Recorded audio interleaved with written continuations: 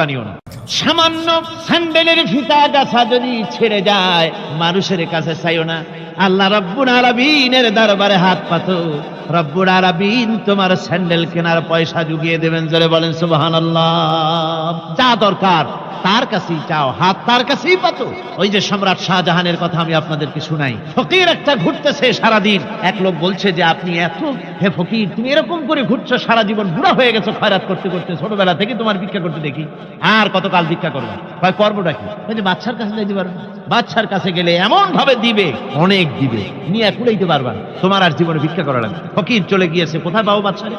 দেখো মসজিদে পাবা। এখন তিনি নামাজ চলে গিয়েছে সেখানে, মসজিদের বারান্দায় দাঁড়ায় দেখে সম্রাট শাহজাহান হাত পেতে মোনাজাত করতেছেন, চোখের থেকে পানি পড়ে দাড়ি ভিজে ভিজে পড়ে। মোনাজাত শেষ করে বাদশা যখন বাইরে নেমেছেন তখন ফকির তাকে সালাম দিয়ে চলে যান। বাদশা বলছেন, তুমি আমাকে সালাম দিয়ে চলে যাচ্ছ, তুমি তো ভিক্ষুক, আমার কাছে তো সমস্ত ভিক্ষুকই আমার কাছে চায়, ভিক্ষুক তো ভালো, ধনীরাও আমার কাছে চায়, তুমি ভিক্ষুক মানুষ আমার কাছে তুমি চাইলে না, সালাম দিয়ে চলে যাও। ফকির বলতেছেন, যা পানা সত্যি কিছু চাইতে এসেছিলাম, কিন্তু আমি আপনাকে দেখার পরে আমার চিন্তার পরিবর্তন হয়ে গেছে।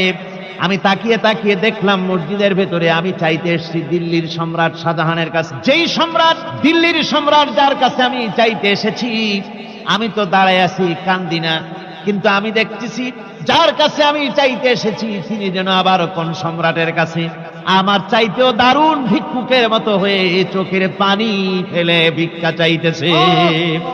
মনে মনে ভাবলাম, মানুষের কাছে ভিক্ষা চাইবো না কোনদিন আর। বাদশা কান্দে, যেই বাদশার কাছে, ওই সম্রাটের সম্রাট রাজা ধীরাজ আল্লাহর কাছে ছাড়া কারো কাছে জীবনে আর হাত পাতবো না।